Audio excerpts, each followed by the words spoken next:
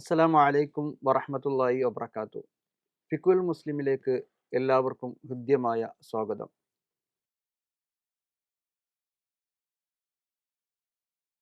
നമ്മുടെ ഈ കാലത്ത് ഏറ്റവും കൂടുതൽ പണച്ചെലവുള്ളത് ചികിത്സക്കാണല്ലോ. ഉം, അതും തന്നെ മാരകമായ രോഗങ്ങളൊക്കെ വന്നു കഴിഞ്ഞാൽ വലിയ പണച്ചെലവുള്ള ഉം, ഉം. കാര്യമാണ്. അപ്പോൾ അവിടെ ഒരു ആശ്വാസമായിട്ടുള്ളത് ആരോഗ്യ ഇൻഷുറൻസുകളാണ്. അപ്പോൾ ഈ ആരോഗ്യ ഇൻഷുറൻസുകൾ നമുക്ക് ഉപയോഗിക്കാൻ പറ്റുമോ എന്നുള്ളതാണ്. നമ്മളെ നാട്ടിലെ ഇൻഷുറൻസ് സ്കീമുകളൊക്കെ ഇസ്ലാമിക ശരീഅത്ത് വെച്ച് പരിശോധിച്ചാൽ വിലക്കപ്പെട്ട ഘടകങ്ങളിൽ അടിസ്ഥാനങ്ങളിലാണ് അത് നിലകൊള്ളുന്നത്. അത് ആരോഗ്യ ഇൻഷുറൻസും അതിൽ നിന്ന് വ്യത്യസ്തമൊന്നുമല്ല. പക്ഷെ നമ്മുടെ നാട്ടിൽ പറഞ്ഞതുപോലെ നമ്മുടെ നാട്ടിൽ ലോകത്തെ എല്ലാവരുടെയും മെഡിക്കൽ ചെലവ് എന്ന് പറഞ്ഞാൽ വലിയ ചെലവ് തന്നെയാണ്. ഒരു സാധാരണക്കാരന് താങ്ങാൻ പറ്റുന്ന ഒന്നല്ല. അപ്പോൾ ഒന്നത്. രണ്ടാമത്തത്, നമ്മുടെ നാട്ടിൽ സർക്കാർ പൗരന്മാർക്ക് നൽകുന്ന ഏത് സാമ്പത്തിക ആനുകൂല്യവും ബാങ്ക് വഴിയായിട്ട് നൽകുള്ളൂ. അപ്പൊ അത് ഈ ഇൻഷുറൻസ് സ്കീമിലൂടെ നൽകുള്ളൂ. സർക്കാർ നൽകുന്ന ഇത് പിന്നെ അപ്പൊ അതുകൊണ്ട് സർക്കാർ നമ്മളിൽ നിന്ന് എല്ലാ പൗരന്മാരിൽ നിന്നും ടാക്സ് ആയിട്ടും പല രൂപത്തിലും ഈടാക്കുന്നതാണ് അവർക്ക് നൽകുന്നത്. അല്ലാതെ മന്ത്രിമാരും പിന്നെ ഭരണാധികാരികളും അവരെ സ്വത്തുനിന്ന് എടുത്ത് കൊടുക്കണമല്ലോ. അപ്പൊ അതുകൊണ്ട് പൗരന്മാർക്ക് കിട്ടേണ്ട പൗരാവകാശങ്ങളിൽ പെട്ടതാണ് ആരോഗ്യ പരിരക്ഷ, വിദ്യാഭ്യാസം തുടങ്ങിയതൊക്കെ. അപ്പൊ അതുകൊണ്ട് സർക്കാർ ഇത്തരം നമ്മുടെ നാട്ടിലെ പോലെ ഒരു ഇസ്ലാമിക സാമ്പത്തിക വ്യവസ്ഥ ഫോളോ ചെയ്യാത്ത രാജ്യങ്ങളിൽ ജീവിക്കുന്ന മുസ്ലിങ്ങളെ സംബന്ധിച്ചിടത്തോളം ഇത്തരം സർക്കാർ ആനുകൂല്യങ്ങൾ, മെഡിക്കൽ ഇങ്ങനത്തെ കുറെ ആനുകൂല്യങ്ങൾ പറ്റുന്നതിന് ഇളവ് ചില പണ്ഡിതന്മാർ അനുവദിച്ചിട്ടുണ്ട്. അതിൻ്റെയും അടിസ്ഥാനം ഇങ്ങനെയാണെങ്കിൽ പോലും, ഉദാഹരണമായിട്ട് ഞാനിപ്പോൾ ഒരു പോളിസിയിൽ ചേർന്നു, 1000 രൂപയെ അടച്ചിട്ടുള്ളൂ, 1,00,000 ഉറുപ്പ്യൻ്റെ ക്ലെയിം എനിക്ക് ഉണ്ടായി. പിറ്റേന്ന് തന്നെ ഉണ്ടായാൽ എനിക്ക് 1,00,000 ഉറുപ്പ്യ കിട്ടുകയാണ്. ഞാൻ 1000 കൊടുത്തിട്ടുള്ളൂ. അപ്പോൾ ഈ 1000 കൊടുത്തിട്ട് 1,00,000 വാങ്ങുക എന്ന് പറയുന്ന ഒരു പ്രശ്നമുണ്ടല്ലോ. അപ്പോൾ ഇത് ശരയ്യായിട്ട് ഇതിന് ഇങ്ങനെയുള്ള ഇടപാടുകളൊക്കെ വിലക്കപ്പെട്ട ഇടപാടുകളാണ് കൂട്ടുന്നത്.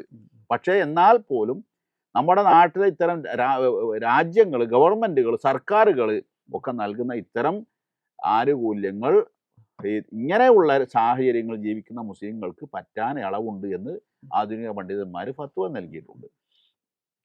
അതേസമയം ഇൻഷുറൻസ് കമ്പനികൾ നടത്തുന്ന കുറെ ഹെൽത്ത് ഇൻഷുറൻസ്, മെഡിക്കൽ ഇൻഷുറൻസ് സ്കീമുകളുണ്ട്. അത് എന്തായിരുന്നാലും നിർബന്ധിത സാഹചര്യത്തിലല്ലാതെ അനുവദനീയമാവുകയില്ല എന്നാണ്. ഒരാൾക്ക് നിർബന്ധിത സാഹചര്യം ഉണ്ടോ ഇല്ല എന്നുള്ള അവനവനാ തീരുമാനിക്കേണ്ടത്. നിങ്ങൾക്ക് നിർബന്ധിത സാഹചര്യം ഉണ്ടോ എന്ന് എന്നോട് ചോദിച്ചാൽ അത് എനിക്ക് പറയാൻ കഴിയില്ല, നിങ്ങളാണ് തീരുമാനിക്കേണ്ടത്. ഒരു കാര്യം ഉറപ്പാണ്, നിർബന്ധിത സാഹചര്യത്തിലല്ലാതെ ഹറാമ് ഹലാലാകുന്ന, ഹറാമി ഇളവ് നൽകപ്പെടുന്ന ഒരു അവസ്ഥ ഇസ്ലാമിൽ ഇല്ല. ഇപ്പോൾ വാഹന ഇൻഷുറൻസ് നിർബന്ധിതമാണ്. അല്ലെ, വാഹനം ഇൻഷുർ ചെയ്യാതെ റോഡിൽ ഇറങ്ങാൻ പറ്റില്ല. നിയമപരമായിട്ട് നിങ്ങൾക്ക് കുറ്റം ഉണ്ടാവും, നിങ്ങൾക്ക് കേസ് ഉണ്ടാവും. അതുകൊണ്ട് അത് നിർബന്ധിത സാഹചര്യമാണ്, ഉറപ്പാണ്.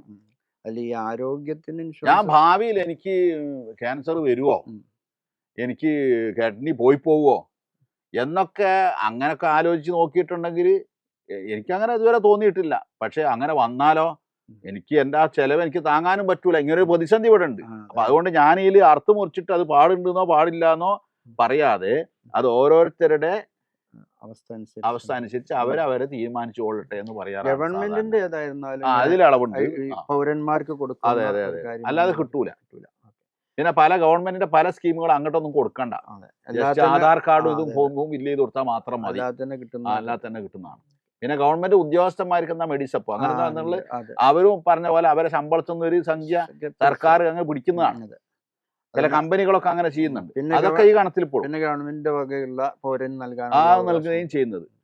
എന്നാൽ മറ്റുള്ളതൊക്കെ പരിശോധിച്ച് നോക്കുമ്പോൾ അതൊക്കെ കമ്പനികൾക്ക് ലാഭം ഉണ്ടാക്കാനുള്ള വമ്പൻ വിപണന സാധ്യതയാണ്, ലാഭകരമായ ഒരു ബിസിനസ്സാണ് ഇൻഷുറൻസ് എന്ന് പറയുന്നത്.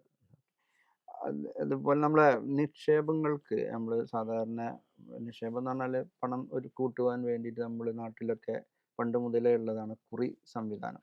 പലയിടങ്ങളിലും ചിലപ്പോൾ സ്ഥാപനങ്ങളും എല്ലാം ഉണ്ടാക്കും കുറി സംവിധാനം. ആ കുറിയിൽ സാധാരണ കണ്ടുവരുന്നതാണ് ഒരു നറുക്ക് കുറി നടത്തിപ്പുകാരന്, ആ നറുക്ക് നമുക്ക് കിട്ടൂല. അത് കഴിഞ്ഞിട്ടുള്ള ബാക്കി സംഖ്യയാണ് കിട്ടുക. എന്ന് വെച്ചാൽ 1,00,000ത്തിന്റെ കുറിയാണെങ്കിൽ 5,000 ഉറുപ്പ്യാണ് ഒരു നറുക്കിനെങ്കിൽ 95 കിട്ടുള്ളൂ. 95 കിട്ടുള്ളൂ. 5,000 ആ നടത്തിപ്പുകാരൻ എല്ലാവരുടെയും ഈ എല്ലാ നറുക്കിൽ നിന്നും 5,000 രൂപ നടത്തിപ്പുകാരനാണ് ഉണ്ടാവുക. അത് മൂപ്പെടുക്കാന്നൊക്കെ പറയാലോ. ആ സംവിധാനം യഥാർത്ഥത്തിൽ ഇസ്ലാമിക അനുവദനീയമാണ്. അത് അതിന്റെ വ്യവസ്ഥയും ഘടനയും ശറഈയായി മാറ്റാൻ പറ്റും. ഉദാഹരണമായി പറയാം, നമ്മളിപ്പോൾ ഇവിടെ ജോലി ചെയ്യുന്ന ഒരു 100 പേരുണ്ടെന്ന് വിചാരിക്കുക. നമ്മൾ എല്ലാവർക്കും ഒരു സഹായ സഹകരണമായിട്ട് എന്ന് വെച്ചിട്ട് കുറി തുടങ്ങാൻ തീരുമാനിച്ചു. എന്നിട്ട് നമ്മളെല്ലാവരും കൂടി ഒരാളെ എന്താക്കി നടത്താൻ വേണ്ടി ഏൽപ്പിച്ചു. അപ്പൊ അവൻ ഇതുമായിട്ട് നടക്കണതിന് റിസ്ക് ഉണ്ടല്ലോ, അധ്വാനം ഉണ്ടല്ലോ. അപ്പൊ നമ്മൾ പറഞ്ഞു, നീ ബേജാറാണ്ട, മാസം ഓരോ നറുക്കിന്റെ സമയത്തും 5,000 രൂപ ഞങ്ങളെല്ലാവരും വക ഒരു നറുക്ക് നിൽക്ക. അപ്പൊ അദ്ദേഹം ചെയ്യുന്നത് ഒരു ഡ്യൂട്ടി മാത്രമാണ്. ആ അർത്ഥത്തിൽ ഇനിയിപ്പോൾ അദ്ദേഹത്തിനോട് പറയാം, നിങ്ങൾ ആദ്യത്തെ തന്നെ നറുക്കന്നെ ഞങ്ങളെല്ലാവരും അതിനുള്ള കൂലിയായിട്ട് കണക്കൂട്ടിക്കോ എന്ന് പറയുന്നതിന് കുഴപ്പമില്ല. അതേസമയം ഞാൻ പറയുകയാണ്, ഒരു 100 ആള് കുറി ചേർന്നോളി, നറുക്ക് കിട്ടുന്നതിനനുസരിച്ച് ഓരോരുത്തർക്ക് 1,00,000 ഉറുപ്പ്യ എൻ്റെ കുറിയാണ്. പക്ഷെ ആദ്യത്തെ മൂപ്പ് ഞാൻ എടുക്കും. അപ്പോൾ നറുക്ക് കിട്ടിയ ആൾക്ക് 95 തരുള്ളൂ. അയാൾ 100 അല്ലെങ്കിൽ 1,00,000 തിരിച്ച് ഓരോ പങ്കുവഹിക്കുന്ന ഓരോരുത്തരും 1,00,000 അടക്കണം. പക്ഷെ തിരിച്ചു കിട്ടുമ്പോൾ 95 കിട്ടുള്ളൂ. അത് പലിശ തന്നെയാണ്. അത് ശരിയാവില്ല. ആ വ്യക്തി നേരിട്ട് പറയുകയാണെങ്കിൽ. അതെ, അല്ല അയാൾ ആ വ്യവസ്ഥ നിബന്ധന വെച്ചിട്ടാണ് വാങ്ങിക്കുന്നത്. അതിൽ തന്നെയാണ് നിബന്ധന. മറ്റേത് അദ്ദേഹത്തിന്റെ എന്ന് വെച്ചാൽ ഞാൻ നിങ്ങളുടെ അടുത്ത് 95,000 വാങ്ങിക്കും, 1,00,000 വാങ്ങിക്കുന്നു, ഞാൻ നിങ്ങൾക്ക് 95 തരുന്നുള്ളൂ. അപ്പൊ ഈ 5 എന്താണ്? പലിശയാണ്. മറ്റേ ആദ്യത്തെ എന്ന് പറഞ്ഞാല് എല്ലാവരും കൂടി അയാളുടെ അധ്വാനത്തിന് അയാൾ ഒരു കൂലി കൊടുക്കുന്ന പോലെ ശമ്പളം ഒരു വേതനം നിശ്ചയിച്ചിട്ട് കൊടുക്കുകയാണ്. ഇതുപോലെ തന്നെ സ്വർണ്ണ കച്ചവടങ്ങളില്, സ്വർണ്ണ കച്ചവടത്തിലും ഇതേപോലുള്ള കുറികളും ഒക്കെ ഉണ്ട്. അതായത് നറുക്ക് കിട്ടിയാൽ പിന്നെ കൊടുക്കണ്ട, ലോട്ടറി തന്നെയാണ്. ലോട്ടറിയുടെ അതേ. ഞാനത് ആധുനിക പണ്ഡിതന്മാരായിട്ടും ചർച്ച ചെയ്തിട്ടുണ്ട്, അല്ലാത്ത പണ്ഡിതന്മാരായിട്ടും ചർച്ച ചെയ്തിട്ടുണ്ട്. ഈ വിഷയം നമ്മുടെ നാട്ടിൽ പല സ്ഥലങ്ങളിലും ഇങ്ങനെ കാണുന്നതുകൊണ്ട് ഞാനത് അന്വേഷിച്ചു. അപ്പൊ അദ്ദേഹം അതായത് ഐനുൽ ഖിമാർ, ഇതന്നെയാണ് പിന്നെ ഇസ്ലാം വിലക്കിയ ഖിമാർ അഥവാ ഭാഗ്യക്കുറി എന്ന് പറഞ്ഞു. അല്ലെ, വേറൊരു സംവിധാനം കാണുന്നത് ഇപ്പോൾ നിലവിലുള്ള മാർക്കറ്റ് വില കൊടുക്കുക. ഒരു സ്വർണത്തിന് ഒരു പവന് 50,000 രൂപയാണെങ്കിൽ 50,000 രൂപ കൊടുക്കുക. ഇനി എത്ര കൂടിയാലും പിന്നെ എപ്പോൾ നിങ്ങൾ സ്വർണം വാങ്ങുകയാണെങ്കിലും ആ 50,000 തന്നെ നിങ്ങൾക്ക് ആ ഒരു എന്ന് വെച്ചാൽ 5 കൊല്ലം കഴിഞ്ഞിട്ട് എൻ്റെ മോളെ കെട്ടിക്കാണ്ട് അതിനുള്ള ക്യാഷ് ഞാൻ ഇപ്പൊ തന്നെ കൊടുക്കുക, എന്നിട്ട് സ്വർണം വാങ്ങിക്കുക. ഇപ്പത്തെ വിലയാണ് കൊടുക്കുക. പിന്നെ അപ്പൊ ഞാൻ സ്വർണം വാങ്ങിക്കുന്നുണ്ടോ? ഇല്ല, വാങ്ങിക്കില്ല. അത് പറ്റൂല. കാരണം സ്വർണവും വെള്ളിയും അങ്ങനെ എണ്ണി പറഞ്ഞ 6 ഇനം ഐറ്റങ്ങൾ കടം വാങ്ങാൻ പാടില്ല. എന്നുവെച്ചാൽ അപ്പം വാങ്ങിച്ചോളണം, ഉടനെ തന്നെ സ്വർണം കാശ് കൊടുക്കുക, അപ്പൊ തന്നെ വാങ്ങാം. ഞാൻ പിന്നെ വാങ്ങിച്ചോളാം എന്നാണ് അഡ്വാൻസ് കൊടുക്കുന്നത്, സ്വർണത്തിന് പറ്റൂല. നേരത്തെ കറൻസി പറഞ്ഞു. അതെ. ആ ഹദീസുകൾ, ധാരാളം ഹദീസുകൾ ആ വിഷയത്തിൽ ഉണ്ട്. അങ്ങനെ തന്നെ പറ്റൂ. ഉടനെ കയ്യോടെ ആയിരിക്കണം ബിസിനസ് നടക്കേണ്ടത്. പിന്നെ മറ്റൊരു വിഷയമാണ്, വേറൊരു വിഷയമാണ്. അപ്പൊ ഇവിടെ ഒരു ചോദ്യം വരും, അപ്പൊ മക്കളെ കെട്ടിക്കാനൊക്കെ എന്താ ചെയ്യാ? ഒന്നിച്ച് ആ സമയത്ത് പൈസ ഉണ്ടാവൂലല്ലോ. അതിനു വേണ്ടിയിട്ടാണ് ഈ സംവിധാനം ആക്കിയിട്ടുള്ളത്. അപ്പൊ അതിന് ഈ ഒരു സ്വർണ്ണം വാങ്ങിച്ചോട്ടെ, വാങ്ങിച്ചു വെക്കുക. വാങ്ങിച്ചു വെക്കണം, അത് വാങ്ങിച്ചു വെക്കുക എന്നുള്ളതാണ്. കാരണം ഇത് ഇസ്ലാമികമായിട്ട് ഉടനെ തന്നെ നടത്തേണ്ട ഇടപാടാണ് എന്നുള്ളത് വ്യക്തമായതുകൊണ്ട് തന്നെ. പിന്നെ ഒരാളുടെ ഒജീനം അഥവാ അന്നല്ലല്ലോ സ്വർണം. ഒരു സ്വർണ്ണം ഇല്ലാണ്ടാന്ന് വിചാരിച്ചിട്ട് പെൺകുട്ടി അല്ലെങ്കിൽ കല്യാണം നടക്കുന്നതിന് ഹറാമൊന്നല്ലല്ലോ. സ്വർണ്ണം ഇല്ലാതെ കല്യാണം നടന്ന ഹറാമല്ലല്ലോ. അങ്ങനെ ഒരു കാഴ്ചപ്പാട് ഇരിക്കേണ്ട കാര്യമില്ല. ഇനി മറ്റൊരു വിഷയത്തിലേക്ക് കിടക്കണം. നമ്മള് ഇസ്ലാമിക് ബാങ്കിങ് ഉണ്ടല്ലോ, ബാങ്ക് സിസ്റ്റം വരുമ്പോൾ സാധാരണ നമ്മുടെ നാട്ടിലൊക്കെ ഇസ്ലാമിക് ബാങ്ക് സിസ്റ്റം എന്ന് പറഞ്ഞിട്ട് നടത്തുന്ന കാര്യങ്ങളിൽ തന്നെ ഞാനിപ്പോ എൻ്റെ അടുത്ത് പണം റൊക്കമില്ലാത്തതുകൊണ്ടാണല്ലോ ഈ കടമായിട്ടൊക്കെ വാങ്ങുന്നത്. അപ്പൊ അത് ഒരു സാധാരണ കമ്പനിയിൽ പോയി വാങ്ങിക്കഴിഞ്ഞാൽ അതിൽ ഇത്ര പലിശ ഉണ്ടാവും. നമ്മൾ കൊടുക്കാൻ സാധാരണ റൊക്കം പൈസ കൊടുക്കുന്നതിനേക്കാളും കുറച്ചുകൂടെ അധികം പൈസ കൊടുക്കേണ്ടി വരും. അത് പലിശ ആയിട്ട് തന്നെയാണ് കൊടുക്കേണ്ടത്. ഓക്കെ, എങ്കിൽ ഈ നമ്മൾ ഇസ്ലാം ബാങ്കിൽ പോയി കഴിഞ്ഞാൽ അതിലുണ്ടാവും സർവീസ് ചാർജ് എന്ന് പറഞ്ഞിട്ട് ഇതേ പൈസ. നമുക്ക് ഈ വാങ്ങുന്ന ആൾക്ക് രണ്ടും പൈസ തന്നെയാണ് കൊടുക്കുന്നത്. അവൻ്റെ അടുത്ത് പൈസ ഇല്ലാത്തതുകൊണ്ടാണ് ഇസ്ലാം ബാങ്കിൽ വരുന്നത്. ഇത് രണ്ടും എങ്ങനെയാണ്? സർവീസ് ചാർജ് ആക്ച്വൽ കോസ്റ്റ് ആണെങ്കിൽ അഥവാ യഥാർത്ഥത്തിലുള്ള ചെലവാണെങ്കിൽ വാങ്ങിക്കാമെന്നാണ്. അതായത് യഥാർത്ഥത്തിൽ സർവീസിനുള്ള ചാർജ് ആണെങ്കിൽ വാങ്ങിക്കാം. യഥാർത്ഥ സർവീസ് നിങ്ങളിപ്പോൾ എന്നോട് ഒരു 10,000 റുപ്യ കടം ചോദിച്ചു. ഞാൻ പറഞ്ഞ് എനിക്ക് പെരിന്തൽമണ്ണ പോയിട്ട് ATM നിന്ന് എടുത്തിട്ട് വരണം. അപ്പം അതിന് ഓട്ടോറിക്ഷ പോകാനുണ്ടെങ്കിൽ അതിൻ്റെ പൈസ നിങ്ങൾ തരണം. നിങ്ങൾ തരേണ്ടി വരും. കാരണം എനിക്ക് എൻ്റെ ആവശ്യത്തിനല്ല പോകണം, നിങ്ങളുടെ ആവശ്യത്തിനാണ്. അപ്പോൾ അതിനൊരു 100 റുപ്യ പെരിന്തൽമണ്ണ പോകാനുള്ള ഓട്ടോറിക്ഷയ്ക്കുള്ള പൈസ ഞാൻ നിങ്ങളോട് വാങ്ങിക്കുന്നു. എന്നിട്ട് പോയിട്ട് പൈസ എടുത്ത് അപ്പോൾ അത് വാങ്ങിക്കാം. അപ്പോൾ നിങ്ങൾ പറഞ്ഞു നിങ്ങളെന്നാ അങ്ങനെയാണെങ്കിൽ 20,000 വേണം എനിക്ക് കടം. അപ്പം ഞാൻ പറയാം അങ്ങനെയാണെങ്കിൽ 200 തരണം. അത് പറ്റൂല. കാരണം എനിക്ക് 20,000 എടുക്കാൻ പോകാനും ഓട്ടോറിക്ഷയ്ക്ക് ഒരു ചാർജേ ഉള്ളൂ. പിന്നെ 10,000 എടുക്കാൻ പോകാനും 1 ലക്ഷം എടുക്കാൻ പോകാനും ഒരു ചാർജാണ്. അപ്പോൾ എമൗണ്ട് കൂടുന്നതിനനുസരിച്ച് സർവീസ് ചാർജ് കൂടുന്ന പരിപാടി ശരിയായിട്ട് ശരിയാവില്ല. അതേസമയം എനിക്ക് യഥാർത്ഥത്തിൽ പെരിന്തൽമണ്ണക്ക് 100 റുപ്യ 150 റുപ്യ ഓട്ടോറിക്ഷയ്ക്ക് വരും. അത് മാത്രമാണ് ഞങ്ങളോട് വാങ്ങുന്നത്. അങ്ങനെയാണെങ്കിൽ കുഴപ്പമില്ല. ചില സർവീസ് ചാർജ് നമ്മൾ ഈ അടവുണ്ടല്ലോ, അടവ് നീണ്ടുപോയാലും അത് അടക്കാൻ വിട്ടുപോയാലും ഈ ചാർജ് കൂടിക്കൊണ്ട്. അതെ. അപ്പൊ അങ്ങനെ വാങ്ങും. പിന്നെ ഇസ്ലാമിക് ബാങ്കുകൾ എന്ന് പറഞ്ഞാൽ ഇവിടെ നമ്മുടെ നാട്ടിൽ പലർക്കും അറിയില്ല. ഇന്ന് പല രാജ്യങ്ങളിലും ഇസ്ലാമിക് ബാങ്ക് എന്ന് പറഞ്ഞുകൊണ്ട് അറിയപ്പെടുന്നത് പലതും പേര് മാത്രമേ ഇസ്ലാമിക് ബാങ്ക് എന്നുള്ളൂ. ഇസ്ലാമിക കള്ളുചാപ്പ് എന്നൊക്കെ പറയാം ചിലതിനൊക്കെ. അപ്പോൾ ചിലത് യഥാർത്ഥത്തിൽ തന്നെ ഉണ്ട്. അതിനെപ്പറ്റി നന്നായിട്ട് അറിയണോണ്ടാണ് ഞാനിത് പറഞ്ഞത്. നമ്മളെ പഠിപ്പിച്ചിരുന്ന പല ഉസ്താദന്മാരും ചില ബാങ്കുകളുടെയൊക്കെ ഷറഈ സെൻസറിങ്ങിന്റെ അധ്യക്ഷന്മാരൊക്കെ ആയിരുന്നു. പിന്നീട് അവർ രാജിവെക്കൊക്കെ ചെയ്തിട്ടുണ്ട്. അതിൽ പേരിതും പറഞ്ഞിട്ട് ഉള്ളിൽ പലതും നടക്കണമുണ്ട്. അത് വേറെ വിഷയം. ഏതായിരുന്നാലും ഇസ്ലാമിക് ബാങ്കുകൾ കടം കൊടുക്കൂല. അപ്പൊ തവറുക്ക് എന്നിട്ട് കടം കൊടുക്കാനുള്ള ഒരു ട്രിക്ക് ഉണ്ട്. അത് വേറെ വിഷയം. അതല്ല ഞാൻ പറയുന്നത്. ഇസ്ലാമിക് നിങ്ങൾക്ക് ഉദാഹരണമായിട്ട് വീടുണ്ടാക്കണം, ഹൗസ് ലോൺ, വാഹനം വേണം, കാർ ലോൺ, ഇങ്ങനെയൊക്കെയാണല്ലോ. അപ്പം ഞാൻ ഇസ്ലാമിക് ബാങ്ക് ആണെങ്കിൽ നിങ്ങൾ എൻ്റെ അടുത്ത് വന്നിട്ട് എനിക്ക് കാറ് വാങ്ങിക്കാൻ ഇത്ര രൂപ ലോണ് തരണം എന്നല്ല പറയുക. അല്ലെങ്കിൽ എനിക്ക് ഇത്ര ലക്ഷം രൂപ വീടുണ്ടാക്കാൻ വേണം, അതിന് കടം വേണം എന്നല്ല. ഇസ്ലാമിക് ബാങ്കുകൾ ലോണ് കൊടുക്കുക എന്നുള്ളത് ഇസ്ലാം ബാങ്കുകളുടെ സിസ്റ്റമേ അല്ല. അപ്പോൾ ഇത് എൻ്റെ സംസാരം കേൾക്കുന്ന ചില ആളുകൾ ഇയാൾ എന്ത് പൊട്ടത്തരായി പറയണേ, ഞങ്ങളൊക്കെ അങ്ങനെ ഇസ്ലാം ബാങ്കിൽ നിന്ന് ലോൺ എടുത്തിട്ടുണ്ടല്ലോ എന്നൊക്കെ പറയും. ഇവർ പറയുമ്പോൾ അതിൻ്റെ എഗ്രിമെൻ്റ് എന്താണ്, അതിൽ എഴുതുന്ന കടലാസിൽ എങ്ങനെ ഒപ്പിട്ട് കൊടുക്കണേ എന്നൊക്കെ അവരൊക്കെ ഒന്ന് നോക്കിയാൽ മതി. അപ്പോൾ തന്നെ തിരിയത്. സാധാരണ ബാങ്കിൽ നിന്ന് ലോൺ എടുക്കുമ്പോഴുള്ള പ്രൊസീജിയറും ഇതും കാശ് ചോദിച്ചാൽ കിട്ടിയിട്ടുണ്ടാവും.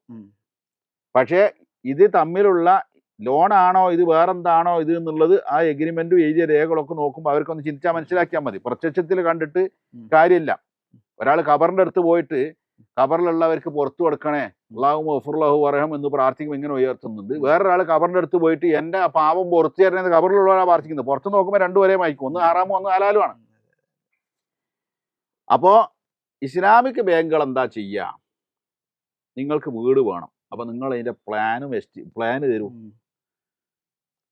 2 മുറി, ഒരു ഡൈനിങ് ഹാള്, ഒരു sit out, sitting, kitchen, bathroom, ഇതൊക്കെ ഉള്ള ഒരു പ്ലാന് നിങ്ങൾ തന്നു.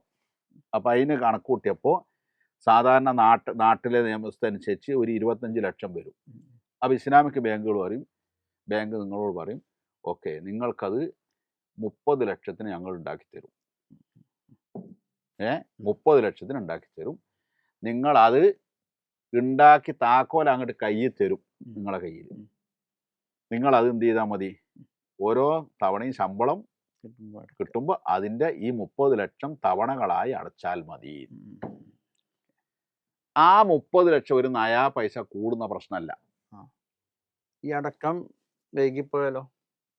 വൈകിപ്പോകുന്ന പ്രശ്നമല്ല. അതല്ല ഇസ്ലാമിക് ബാങ്ക് എന്ന് പറഞ്ഞാൽ ആളുകൾ വിചാരിച്ച് ഇതൊരു ചാരിറ്റി സ്ഥാപനമാണ്, അല്ലെങ്കിൽ ഒരു റിലീഫ് ഫണ്ടാണെന്നാ. ഇസ്ലാമിക് ബാങ്ക് എന്ന് പറഞ്ഞാൽ ഹലാലായ മാർഗത്തിലൂടെ ലാഭം ഉണ്ടാക്കാനുള്ള ഒരു സംവിധാനം എന്നാണ് അതിന് പറയേണ്ടത്. ഇനി ഇസ്ലാമിക് ബാങ്ക് എന്നല്ല പറയേണ്ടത്. യഥാർത്ഥത്തിൽ ഹലാലായ വഴിയിലൂടെ ധന ഇടപാട്, ധനകാര്യ സ്ഥാപനം.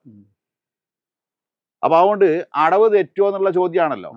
അതിന് നിങ്ങൾക്ക്, ഞാൻ ഇസ്ലാമിക് ബാങ്ക് ആണെങ്കിൽ നിങ്ങൾക്ക് 30 ലക്ഷത്തിന്റെ വീട് ഞാൻ ഉണ്ടാക്കി തരണമെങ്കിൽ നിങ്ങളെ സാലറി എൻ്റെ ബാങ്കിലായിരിക്കണം വരേണ്ടത്. നിങ്ങളെ ജോലിയിൽ നിന്ന് പിരിച്ചു വിട്ടാലോ? അപ്പൊ നിങ്ങളെ സാലറി എൻ്റെ കയ്യിലായി കാര്യമില്ലല്ലോ. നിങ്ങൾക്ക് ഗ്യാരണ്ടി ആയിട്ട് ഈ ബാങ്കിൽ അക്കൗണ്ടുള്ള വേറെ 2 ആളുകൾ ജാമ്യം നിൽക്കണം. അപ്പൊ നിങ്ങൾ തന്നിട്ടില്ലെങ്കിൽ ഓലെ അക്കൗണ്ട് നിങ്ങൾ വലിക്കും. ഇങ്ങനെ വളരെ സേഫ് ആയ പരിപാടിയാണ്. അവിടെ ആരും പറ്റിക്കാനും മെനക്കെടൂല. ജാമ്യം നിൽക്കുന്ന ആളുകളും നല്ല ശ്രദ്ധിച്ചിട്ടേ ജാമ്യം നിൽക്കുള്ളൂ. സംഗതി വളരെ സ്മൂത്തായിട്ട് നടക്കും. ഇതാണ് ഒരു വീടിൻ്റെ. ഇനി മുറാബഹ, കാറ് വേണമെന്ന് വിചാരിക്കുക. നിങ്ങൾ എന്നോട് പറയാം എനിക്കൊരു സ്വിഫ്റ്റ് മാരുതി ഡിസയർ ആണ് എനിക്ക് വേണ്ടത്, അല്ലെങ്കിൽ ടൊയോട്ട പിന്നെ ക്രെറ്റയാണ്, അല്ലെങ്കിൽ എന്താ ഇങ്ങനെ ഓരോ പേരുണ്ടല്ലോ, ബ്രസിയാണ് എനിക്ക് വേണ്ടത്. ഓക്കെ, അപ്പം എന്താ ചെയ്യുക? അതിന് 10 ലക്ഷം അല്ലെങ്കിൽ 16 ലക്ഷം 20 ലക്ഷം അതിന് വില ഉണ്ടെങ്കിൽ ഇസ്ലാമിക് ബാങ്ക് നിങ്ങൾക്ക് 20 ലക്ഷം തരികയല്ല ചെയ്യുക. നിങ്ങൾക്ക് വേണ്ട വാഹനം ഏതാണ്, ഇന്നതാണ്, അത് നിങ്ങൾ ഷോറൂമിൽ പോയിട്ട് എടുത്തോളൂ. നിങ്ങൾ അവിടെ നിന്ന് എടുക്കുന്നത്. പക്ഷേ ഇസ്ലാമിക് ബാങ്ക് നിങ്ങൾക്ക് 16 ലക്ഷത്തിൻ്റെ വാഹനം 20 ലക്ഷത്തിന് അല്ലെങ്കിൽ 17 ലക്ഷത്തിനോ 18 ലക്ഷത്തിനോ നിങ്ങൾക്ക് വിൽക്കുക ചെയ്യാം. അപ്പം നിങ്ങളും ഇസ്ലാമിക് ബാങ്കും തമ്മിൽ ഇടപാട് ഒരു കച്ചവടക്കാരൻ എന്ന ഇടപാടാണ്. ഈ വാഹനത്തിന്റെ വിലയാണ് നിങ്ങൾ ഇസ്ലാം ബാങ്കിൽ അടച്ചുകൊണ്ടിരിക്കുന്നത് തവണകളായിട്ട്. മനസ്സിലായില്ലേ? അപ്പൊ ഈ മാർക്കറ്റിലുള്ള വിലയേക്കാൾ കൂടുതലായിരിക്കുമോ? അങ്ങനെ ആയിരിക്കും. കാരണം അതല്ല ഇസ്ലാം ബാങ്കിന്റെ ലാഭം. പക്ഷെ അടവ് തെറ്റിയാൽ വില കൂടുന്ന പ്രശ്നം വരൂല. അപ്പൊ അടവ് തെറ്റൂല, നേരത്തെ പറഞ്ഞ ഡിമാൻഡുകളിലുണ്ട്. ഡിമാൻഡിലായതുകൊണ്ട് അടവ് തെറ്റാൻ സാധ്യത ഇല്ല. അതിനുള്ള മറ്റു മാർഗങ്ങളൊക്കെ കണ്ടെത്തിയാൽ അതുകൊണ്ട് വളരെ സൗകര്യ. കാരണം ഒരു വർഷം കൊണ്ട് അടവങ്ങ് തീരും. ഈ അടവുള്ളത് കൊണ്ട് വേറെ പൈസ അങ്ങും ചെലവാക്കൊന്നുമില്ല. ഒരു വർഷം കഴിയുമ്പോൾ ഇതാവും. അതിനിപ്പോൾ അടവ് തെറ്റുന്ന പ്രശ്നമില്ല. നിങ്ങളെ കാര്യം നടന്ന് ഇവരെ കാര്യം നടന്ന് ഇസ്ലാം ബാങ്കിന് ലാഭമായി നിങ്ങൾക്ക് പെട്ടെന്ന് പൈസ കൊടുത്തിട്ട് അല്ലാതെ തന്നെ വാഹനം നിങ്ങൾക്ക് കിട്ടും ചെയ്ത്. കുറച്ച് പൈസ എമൗണ്ട് അധികം വരും, അത്രേ ഉള്ളൂ. അതുപോലെ ഇപ്പോൾ നമ്മുടെ നാട്ടിൽ കുറച്ച് കാലമായിട്ട് വ്യാപകമായിക്കൊണ്ടിരിക്കുന്ന ഒരു കച്ചവട രീതിയാണല്ലോ MLM. ആ MLM-ന്റെ പല രീതിയിലുള്ള സംവിധാനങ്ങൾ അതിലുണ്ട്. MLM-നെ കുറിച്ച് പൊതുവായിട്ട് നമുക്ക് പറയാൻ കഴിയുന്ന കാര്യം എന്താണ്? പൊതുവായിട്ട് അതിന് ഓരോന്നിനും ഓരോ സിസ്റ്റവും ഓരോ വ്യവസ്ഥകളുമാണ്. ഒരു കാര്യം ഉറപ്പിച്ച് പറയാം, ഒരാൾ അധ്വാനിക്കുക, അതിൻ്റെ ആനുകൂല്യം അധ്വാനിക്കത്ത ആള് പറ്റുക. ഞാൻ ആകെ ചെയ്തത് ഈ ഇടപാടിലേക്ക് 2 ആളെ ചേർത്തു എന്നൊരു പണി മാത്രമാണ്. പിന്നെ ഞാനായി എൻ്റെ പാടായി, ഞാൻ അതുമായിട്ട് ബന്ധമല്ല.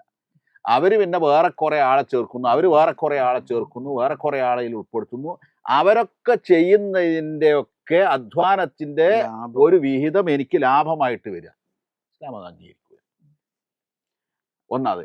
രണ്ടാമത്തത്, ഇവർ ഈ സിസ്റ്റം പരത്തി കഴിഞ്ഞാൽ മൊത്തം ജനങ്ങളെ കാൽക്കുലേറ്റ് ചെയ്ത് എടുത്തിട്ട് ഇതിങ്ങനെ ഈ പറഞ്ഞ സിസ്റ്റം അവസാനത്തെ ആളുകൾക്ക് ഒരു കാര്യമായിട്ടുണ്ടാവില്ല. വേറൊന്ന്, വാങ്ങേണ്ടതില്ലാത്ത കാര്യങ്ങൾ വാങ്ങിപ്പിക്കുക ഈ ലാഭം പ്രതീക്ഷിച്ചിട്ട്, അങ്ങനെ ഒരു പ്രശ്നം അതിൽ വരുന്നുണ്ട്. മനുഷ്യന്റെ അടിസ്ഥാന ആവശ്യങ്ങളായ സാധനങ്ങളൊന്നും ഇവിടെ നമ്മൾക്ക് കാണുന്നുമില്ല. ഇങ്ങനെ കുറേ വിഷയങ്ങൾ ഇതിൻ്റെ അകത്തുള്ളത് കൊണ്ട് ഇനി 100% എല്ലാം 100% ഹറാമാണെന്നല്ല ഞാൻ പറയുന്നത്. അതിലൊക്കെ കുറെ അവ്യക്തതകളും കുറെ ശുബഹാത്തുകൾ, അതായത് ഇതന്നെ ഇങ്ങനത്തെ കാര്യങ്ങളൊക്കെ ഉള്ളതുകൊണ്ട് ഒരു മുസ്ലിമിന് കരണീയമല്ല അത്തരം ഇടപാടുകൾ. സാധാരണ അത് ഏറ്റവും പ്രധാനപ്പെട്ടതാണ് ആദ്യം ഞാൻ പറഞ്ഞത്. നെറ്റ്വർക്ക് ഒരാൾ അധ്വാനിക്കുന്നത് വേറെ പലരും, ഗുണം പറ്റുന്നത് ഒരധ്വാനം ചെയ്യാതെ ആദ്യം ഒരാളെ ചേർത്ത് 2 ആളെ ചേർത്ത് എന്നുള്ളൊരു പണി മാത്രം ആ ഒരൊറ്റ ഇതിന്റെ പേരിൽ വാങ്ങിക്കൊണ്ടിരിക്കുക. പിന്നെ ഓല് പറയും കേട്ടോ, അതിന് അധ്വാനമൊക്കെ ഉണ്ട്, അങ്ങനെ ഉണ്ട് ഇങ്ങനെ ഉണ്ട് എന്നൊക്കെ പറയും. പക്ഷെ അതൊക്കെ ഓൽക്ക് ഒരു മനസമാധാനത്തിന് നമ്മളെ പറഞ്ഞു വലിപ്പിക്കുന്ന ചില അധ്വാനങ്ങളല്ലാതെ യഥാർത്ഥ അധ്വാനങ്ങളൊക്കെ ഫീൽഡിലുള്ള അധ്വാനമൊക്കെ മറ്റോല. അതുകൊണ്ട് തന്നെ ഒരു അധ്വാനം ഇല്ലാതെ ബാക്കിയുള്ള ഒരു അധ്വാനത്തിന്റെ പണം ലാഭമായിട്ട് നമ്മൾ നാടൻ ഭാഷയിൽ പറയാം, ഞാൻ നയിക്കുക ഇജ്ജ് വയ്ക്കുക. ആ പണി ഏതായാലും ഹലാലല്ല ഇസ്ലാമില്. പിന്നെ അതേപോലെ ഇപ്പൊ പുതുതായിട്ട് നമുക്ക് കാണാൻ കഴിയുന്ന യൂട്യൂബർമാരൊക്കെ യൂട്യൂബിലൂടെ ഒരുപാട് വരുമാനങ്ങളൊക്കെ വരാറുണ്ട്. അതും തന്നെ ഇതുപോലെ അധ്വാനം, ഇവരുടെ ഇതിന്റെ അധ്വാനം മാത്രമല്ല. അപ്പൊ അത്തരം വരുമാനങ്ങള് യൂട്യൂബിൽ നിന്ന് വരുന്ന വരുമാനങ്ങൾ സ്വീകരിക്കും. ഇതില് പണ്ഡിതന്മാർ ഇതൊക്കെ നന്നായി ചർച്ച ചെയ്തിട്ടുണ്ട്. ചിലത് നിങ്ങൾക്ക് ഇന്ന പരസ്യങ്ങളെ അതിൽ വരാവൂ എന്ന് കൃത്യപ്പെടുത്താൻ പറ്റും. അതുപോലും നിങ്ങളാ വിചാരിച്ച എല്ലാം ഹലാലായിക്കോണമെന്നില്ല. ഉദാഹരണം, എഡ്യൂക്കേഷനുമായി ബന്ധപ്പെട്ട പരസ്യം മാത്രമേ ഇതിൽ പറ്റുള്ളൂ. നിങ്ങൾക്ക് സെലക്ട് ചെയ്തെന്ന് വിചാരിച്ചോ. എഡ്യൂക്കേഷനിൽ തന്നെ ഇസ്ലാം വിലക്കിയ പല പരസ്യങ്ങളും വന്നു തരാം. അപ്പോൾ പിന്നെ 100% പരസ്യം വേണ്ടാന്ന് വെക്കാം. പക്ഷെ അങ്ങനെ ആകുമ്പോൾ ഇത് നടത്താൻ പറ്റും. ചില പലരുടെയും വരുമാനമാണ്, ജീവിതമാർഗമാണിത്. അതൊരു ജീവിതമാർഗ്ഗമാക്കണതിന് കുഴപ്പമൊന്നുമില്ല. ഇപ്പോൾ ഒരാൾ അദ്ദേഹത്തിന് കുറേ വിദ്യകൾ അറിയാം, കുറേ കൗശലങ്ങൾ അറിയാം, മനുഷ്യർക്ക് ഉപകാരമുള്ള കുറേ ട്രിക്കുകൾ അറിയാം, നിത്യജീവിതത്തിന് ആളുകൾക്ക് ആവശ്യമുള്ള, അല്ലെങ്കിൽ നന്നായി പാചക കല, ഇതൊക്കെ വലിയൊരു ഉപകാരമാണ്. വെക്കാനും അതൊക്കെ അറിയാത്ത ആളുകൾക്ക് വലിയ സഹായം, കുറുക്ക് വഴികൾ ഒക്കെ ഇതൊക്കെ നല്ലതാണ്. ചില അസുഖങ്ങൾക്കുള്ള ചികിത്സ, നാടൻ ചികിത്സകൾ, ചില മരുന്നുകൾ, ചില അങ്ങനെയുള്ള പലതും ഉണ്ട്. ഇതൊക്കെ ഒരാൾ അറിയുന്നത് പങ്കുവെക്കുകയാണ്. അയാൾക്ക് അതിന് സമയം വേണം, അയാൾക്ക് അതിന് അക്കൗണ്ട് തുടങ്ങണം, അയാൾക്ക് അതിനുള്ള സംവിധാനങ്ങൾ വേണം. ഇതൊക്കെ ചിലവുള്ള കാര്യമാണ്. അദ്ദേഹത്തിന്റെ സമയം തന്നെ വളരെ വിലപ്പെട്ടതാണ്. അതിന് അദ്ദേഹത്തിലൂടെ അതിന് ദീന് പഠിപ്പിക്കണായാലും കുഴപ്പമൊന്നുമില്ല. അതന്നെയായിരിക്കും അദ്ദേഹത്തിന്റെ ജോലി. അത് വേറെ ജോലിയൊന്നുമില്ല. അദ്ദേഹത്തിന് റെഫർ ചെയ്യണം, ഒരുങ്ങണം, പ്രസന്റ് ചെയ്യണം. ഇതിൻ്റെയൊക്കെ വരുമാനം അയാൾക്ക് വാങ്ങിക്കാം. വാങ്ങണ്ടെന്ന് വെച്ചാൽ അയാൾക്ക് പിന്നെ ജീവിക്കാൻ വേറെ മകളുള്ളവർക്ക് പിന്നെ അങ്ങനെ ചെയ്യാം. എല്ലാവരും അങ്ങനെ ആയിക്കോണമെന്നില്ല.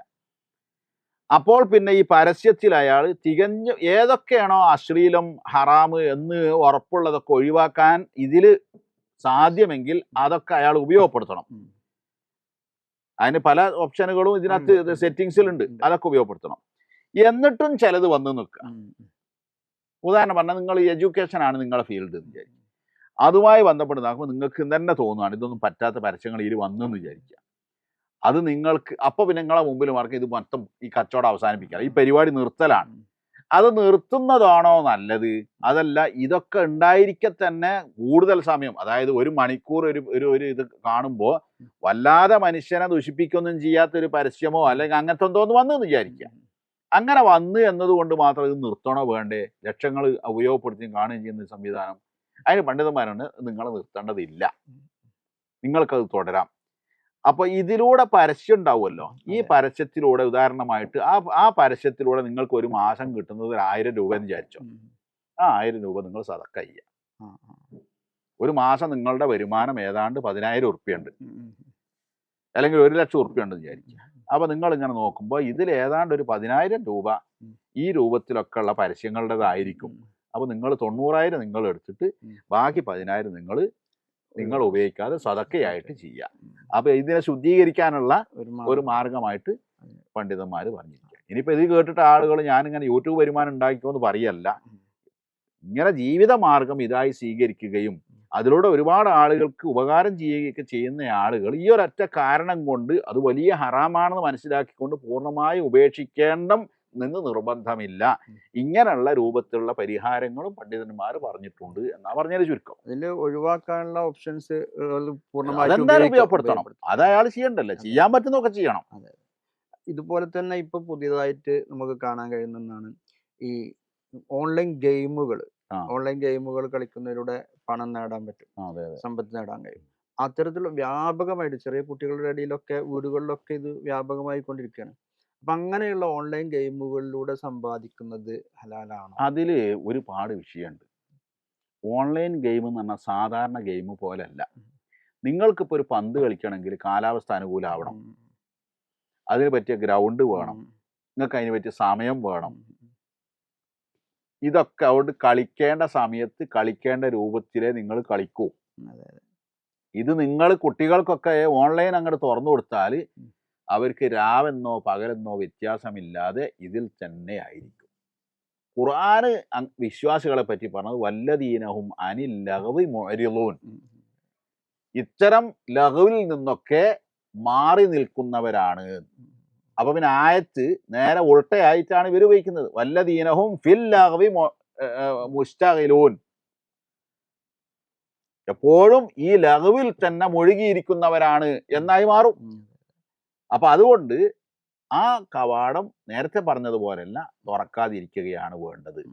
അതിൻ്റെയൊക്കെ അനുഭവങ്ങളും എക്സ്പീരിയൻസും പഠിപ്പിക്കുന്നത്, തെളിയിക്കുന്നത് വളരെ വിലപ്പെട്ട സമയം മുഴുവനും, ഇനി മുഴുവനും ഇല്ലെങ്കിലും അതിൻ്റെ ഒരാളുടെ സമയത്തിന്റെ സിംഹഭാഗവും ഇത്തരം കാര്യങ്ങൾക്ക് ഉപയോഗിക്കുന്നു എന്നതാണ്. പിന്നെ ഇതില് ചൂതാട്ടത്തിന്റെ ഒരു ഗെയിം, ഇതില് പിന്നെ ചൂത് പിന്നെ പണമൊന്നും കടന്നു വന്നിട്ടില്ലെങ്കിൽ അതേ പറയണത്. പണം കടന്നു വന്നതോടുകൂടി കൈമാറായി മാറി. ഞാൻ നേരത്തെ ചോദിച്ചാൽ അതിലൂടെ സമ്പാദിക്കുന്ന ആളുകൾ. അതെ. ആ സമ്പാദ്യം ഈ റമ്മിയൊക്കെ കളിച്ച് അതിപ്പോ ഹറാമിന്റെ പിന്നെ ശുദ്ധ ഹറാമല്ലേ. അത് കാരണം അത് തോൽക്കുന്നവര് ജയിച്ചവന് പൈസ കൊടുക്കണം. അതെ. അപ്പൊ തോറ്റവൻ വിചാരിക്കും അടുത്തതിന് ഞാൻ ജയിക്കും. ഉം, ഉം. കിട്ടിയവനാകട്ടെ ഇപ്പൊ ഇത്രല്ലേ കിട്ടിയേ, അടുത്തതിന് അതിന്റെ ഇരട്ടി കിട്ടും എന്ന് വിചാരിക്കുകയാണ്. അത് തന്നെയാണ് ഇത് ഹറാമാകാൻ കാരണം. ചൂതാട്ടത്തിന്റെ ആ, ആ ലെവലിലുള്ള അതെ, സംഗതിയാണ്. ചൂതാട്ടം തന്നെ ചില ശരിക്കും. അതെ. പിന്നെ പിന്നെ മറ്റൊരു ചോദ്യം നമ്മുടെ എന്നുവെച്ചാൽ ചീട്ട് കളിക്കുന്നത് ഓഫ്ലൈനിലാകുമ്പോൾ ഹറാമാകുക, ഓൺലൈനിലാകുമ്പോൾ ഹലാലെന്ന പ്രശ്നമൊന്നുമില്ല. രണ്ടും പണം വെച്ചിട്ടുള്ള ഈ കളി അതില് യാതൊരു സംശയമില്ല അക്കാര്യത്തിൽ, അത് ചൂതാട്ടം തന്നെയാണ്. പിന്നെ മറ്റൊരു ചോദ്യം നമ്മളെ ഉദ്യോഗസ്ഥർക്ക് PF നമ്മൾ സാധാരണ ഉള്ളതാണ് PF. ആ PF പലിശ വരാൻ സാധ്യതയൊക്കെ ഉണ്ടല്ലോ. അപ്പൊ ആ PF പണം എടുക്കുമ്പോ എന്തൊക്കെയാണ് അത് ശ്രദ്ധിക്കേണ്ടത്? അതിന്റെ സ്റ്റേറ്റ്മെന്റ് എടുത്താൽ അതിന്റെ രേഖകൾ നമ്മൾ സംഘടിപ്പിച്ചാൽ ഇത്ര രൂപ ഇൻട്രസ്റ്റ് തന്നെ എഴുതിയിട്ടുണ്ടാവും. അപ്പോൾ പലിശ യഥാർത്ഥത്തിൽ പലിശയാണെന്ന് ഒരാൾ വ്യക്തമായിട്ട് പറയുന്നതോടുകൂടി അതെന്ത് ചെയ്യാൻ വേണ്ടത്, സ്വന്തം ഉപയോഗിക്കാതിരിക്കുക. സ്വന്തം ഞാനോ എൻ്റെ മക്കൾക്കോ എൻ്റെ കുടുംബത്തിലോ അത് ഉപയോഗിക്കാതിരിക്കുക. ഏതെങ്കിലും പൊതുവായ ഗുണകരമായ ആവശ്യങ്ങൾക്ക് അല്ലെങ്കിൽ അങ്ങനത്തെ റിലീഫ്, ചാരിറ്റി ഇതിനൊക്കെ ആയിട്ട് അത് കൊടുക്കുക. PF ഉപയോഗിക്കുന്ന PF ചേർന്നതിൽ പ്രയാസം പ്രശ്നം അത് നിർബന്ധമാണ്. അത് ഒഴിവാക്കാൻ കഴിയില്ല, ഉദ്യോഗസ്ഥന്മാർക്ക് അതിന് ഒഴിവാക്കാൻ കഴിയില്ല. മാത്രമല്ല അത് വലിയൊരു ഉപകാരമാണ്. ഇതിൽ നിന്ന് പലിശയെ മാറ്റി വെച്ചിട്ട് ബാക്കിയുള്ളത് ഉപയോഗപ്പെടുത്താൻ. പിന്നെ അതുപോലെ തന്നെ ഇപ്പോൾ ഇന്ത്യയിൽ 45ഓളം മ്യൂച്വൽ ഫണ്ട് കമ്പനികളുണ്ട്. അതിൽ പിന്നെ 1450ഓളം മ്യൂച്വൽ ഫണ്ട് സ്കീമുകളും അവർ പുറത്തുവിടുന്നുണ്ട്. അതിൽ തന്നെ പിന്നെ എന്താ പറയുക, ധാർമ്മികമായിട്ടുള്ള രീതിയിലുള്ള സംഗതികളൊക്കെ അതിലുണ്ട്. ഈ മ്യൂച്വൽ ഫണ്ട് നമുക്ക് നിക്ഷേപിക്കാൻ പറ്റുമോ അതിൽ എന്നുള്ളതാണ് ഇവിടെ നമ്മൾ മനസ്സിലാക്കേണ്ട സംഗതി. ഈ മ്യൂച്വൽ ഫണ്ട് എന്ന് പറഞ്ഞിട്ടുള്ളതിൻ്റെ ഒരു രൂപം, അതിൻ്റെ എല്ലാ ഡീറ്റെയിൽസും രൂപങ്ങളും എനിക്കറിയില്ല. അത് വളരെ ബൃഹത്തായ ഒരു ഇതാണ്. ഞാൻ മനസ്സിലാക്കിയെടുത്തത് ഒരു രൂപ എങ്ങനെയാണ്. പൊതുവെ ടാറ്റ എത്തിക്കുന്ന മ്യൂച്വൽ ഫണ്ട് ഉണ്ടല്ലോ, അവർ ചെയ്യുന്നത് കുറേ ആളുകളുടെ അടുത്ത് നിന്ന് ക്യാഷ് സംഘടിപ്പിക്കുന്നു. എന്നിട്ട് അവരിത് പല കമ്പനികളിലായിട്ട് ഇൻവെസ്റ്റ് ചെയ്യുന്നു. ടാറ്റ ഈ ആളുകളിൽ നിന്ന് കളക്ട് ചെയ്യുന്ന എമൗണ്ട് പല ബിസിനസ് സ്ഥാപനങ്ങളിൽ ഇൻവെസ്റ്റ് ചെയ്യുന്നു. ആ സ്ഥാപനങ്ങളിൽ നിന്ന് കിട്ടുന്ന ഇൻവെസ്റ്റ് ചെയ്തതിൽ നിന്ന് കിട്ടുന്ന ലാഭം ഇവർക്ക് വിതരണം ചെയ്യുന്നു. അവർക്ക് നഷ്ടമാണ് സംഭവിക്കുന്നതെങ്കിൽ ആ നഷ്ടം ഇവരെ അറിയിക്കുന്നു. അത് ഇവർ സഹിക്കേണ്ടി വരും. ഇങ്ങനെ വെച്ച് നോക്കുമ്പോൾ ഇവിടെ എന്തില്ല, പ്രത്യക്ഷത്തിൽ അത് ഹറാമാണ് എന്ന് പറയാൻ നിവൃത്തിയില്ല. കാരണം ലാഭനഷ്ടത്തിലുള്ള പങ്കാളിത്തത്തോടു കൂടിയാണ്. ഇതിൽ തന്നെ ഈ വ്യത്യസ്ത കച്ചവട സംരംഭങ്ങളിൽ നിക്ഷേപിക്കുന്നു, ലാഭകരമായ സംരംഭങ്ങളിൽ നിക്ഷേപിക്കുന്നു എന്ന് പറഞ്ഞതിൽ ഹറാമും ഹലാലും ഉണ്ട്. അബ്കാരി മുതൽ ഇൻഷുറൻസ്, പലിശ ഇടപാടുകൾ മുതൽ പന്നിമാംസ കച്ചവടം മുതൽ എല്ലാത്തിലും ചെയ്യാമല്ലോ. നമ്മൾ കച്ചവടത്തിന് ഫസ്റ്റ് നിബന്ധന. അതെ, ഈ പണം ഏതിലും ഇൻവെസ്റ്റ് ചെയ്യാവുന്ന തരത്തിലുള്ള കമ്പനികളുണ്ട്. എന്നാൽ ചില കമ്പനികൾ പഠിച്ച് പണ്ഡിതന്മാരുടെ നേതൃത്വത്തിൽ പഠനം നടത്തിയതിനു ശേഷം ആ കമ്പനികളിൽ ചേരാം, ഇൻവെസ്റ്റ് ചെയ്യാം, കാരണം അതൊക്കെ ഹലാലായ ഫീൽഡാണ് എന്ന് ഫത്വ നൽകിയിട്ടുണ്ട്. അവരെ ഫത്വ എത്രത്തോളം ശരിയാണ് എന്നത് ഈ ചേരുന്ന ആളുകളാണ് പരിശോധിക്കേണ്ടത്. എന്നുവെച്ചാൽ ഇന്ന കമ്പനിയുടെ മ്യൂച്വൽ ഫണ്ടിന്റെ സംരംഭത്തിലാണ് ചേരുന്നതെങ്കിൽ കുഴപ്പമില്ല, കാരണം അവർ ഹലാലായ ഫീൽഡുകളിൽ മാത്രമേ ഇത് ഇൻവെസ്റ്റ് ചെയ്യാറുള്ളൂ എന്നവർ സർട്ടിഫിക്കറ്റ് ചെയ്യുന്നു. അത് കൊല്ലം പരിശോധിക്കുന്നുണ്ട് എന്നൊക്കെ പറയുന്നുണ്ട്. അപ്പോൾ ആ ഇൻവെസ്റ്റ് ചെയ്യുന്നതും അങ്ങനെ ഉള്ള മ്യൂച്വൽ ഫണ്ടുകളിൽ പങ്കുവഹിക്കുന്നതും ഷെയർ ചേരുന്നതിനൊന്നും ഈ അടിസ്ഥാനത്തിൽ എന്തില്ല, ഹറാമില്ല. പക്ഷെ ശ്രദ്ധിക്കേണ്ട ഒരു പോയിന്റ് ഉണ്ട്. പണം ഇൻവെസ്റ്റ് ചെയ്യുമ്പോൾ ലാഭം ഉദ്ദേശിച്ചാണല്ലോ ഇൻവെസ്റ്റ് ചെയ്യുന്നത്. അങ്ങനെ ആകുമ്പോൾ അവിടെ പാലിക്കേണ്ട ചില മര്യാദകളുണ്ട്. ഏത് സംരംഭത്തിൽ ഇൻവെസ്റ്റ് ചെയ്യുകയാണെങ്കിലും ഇൻവെസ്റ്റ് ചെയ്യുന്നയാൾക്ക് താൻ ഇൻവെസ്റ്റ് ചെയ്യുമ്പോൾ എത്ര ശതമാനം ലാഭം കിട്ടുമെന്ന് തുടക്കത്തിൽ ഫിക്സ് ചെയ്യണം. എത്ര ശതമാനം കേട്ടോ, എത്ര എമൗണ്ട് എന്നല്ല, ലാഭത്തിന്റെ ഇത്ര ശതമാനം. അങ്ങനെ ഉണ്ടോ, അത് ഈ ചേരുന്ന ആളുകൾ പരിശോധിക്കേണ്ടതാണ്. അതും 2 നിബന്ധനയാണ് പുസ്തകം പറഞ്ഞത്. ആ ഒന്ന് എത്ര ശതമാനമാണ് ലാഭം എന്നുള്ളത് നിശ്ചയിക്കണം. ആ അത് സ്റ്റാർട്ടിങ്ങിൽ തന്നെ സ്റ്റാർട്ടിങ്ങിൽ ഫിക്സ് ചെയ്യണം. നിശ്ചയിക്കണം. ആ രണ്ടാമത്തെ കാര്യം നമ്മൾ ഹലാലായ കച്ചവടമാണ് അവിടെ നടക്കുന്നത് ആ കമ്പനിയിൽ എന്ന് ആ ഉറപ്പുവരുത്തണം. ഉറപ്പുവരുത്തണം. ഈ അതായത് എനിക്ക് വരുമാനം കിട്ടുന്നത് ഹലാല ഒരിക്കലും ഇസ്ലാം വിലക്കിയ വഴിയിലൂടെ പണം ഇൻവെസ്റ്റ് ചെയ്തിട്ടല്ല എന്ന കാര്യം ഉറപ്പുവരുത്തണം. ഉറപ്പുവരുത്തണം. മൂന്നാമത്തത് നഷ്ടത്തിൽ അത് പിന്നെ ഉണ്ടെന്നാ പറയപ്പെടുന്നത്, ലാഭത്തിൽ പങ്കാളിത്തം വഹിക്കുന്നത് പോലെ തന്നെ ഓരോരുത്തരുടെയും ഓഹരി അനുസരിച്ച് ഷെയർ അനുസരിച്ചുള്ള പങ്കാളിത്തം ആനുപാതികമായ നഷ്ടത്തിലും ആനുപാതികമായി വഹിക്കണം. ഈ കാര്യങ്ങളാണ് പ്രധാനമായിട്ട് നോക്കാനുള്ളത്. അങ്ങനെയുള്ള മ്യൂച്വൽ ഫണ്ട് ആണെങ്കിൽ നമുക്ക് സ്വീകരിക്കാവുന്നതാണ് എന്നുള്ള ഇൻഷാ അല്ലാഹ്. അപ്പോൾ നമ്മൾ ഇന്നത്തെ എപ്പിസോഡ് ഇവിടെ അവസാനിപ്പിക്കുകയാണ്. ഈ നമ്മുടെ ഇടപാടുകളുമായി ബന്ധപ്പെട്ടിട്ടുള്ള കർമ്മശാസ്ത്രമാണ് ഇതുവരെ നമ്മൾ വിശകലനം നടത്തിയത്. ഇതിൽ ഓരോരുത്തർക്കും ഒരുപാട് ചോദ്യങ്ങളും സംശയങ്ങളും ഉണ്ടാകാറുണ്ട്. ആ സംശയങ്ങൾ നിങ്ങളിത് കേൾക്കുമ്പോഴുള്ള സംശയങ്ങളൊക്കെ നിങ്ങളുടെ യൂട്യൂബിൻ്റെ കമൻറ്റ് ബോക്സിൽ നിങ്ങൾക്ക് എഴുതിയിടാവുന്നതാണ്. ഇൻഷാ അല്ലാഹ് അടുത്ത എപ്പിസോഡുകളിലായിട്ട് നമുക്ക് അതിൻ്റെ കർമ്മശാസ്ത്ര വിശകലനങ്ങൾ നടത്താം ഇൻഷാ അല്ലാഹ്. അസ്സലാമു അലൈക്കും വറഹ്മത്തുള്ളാഹി വബറകാതുഹു.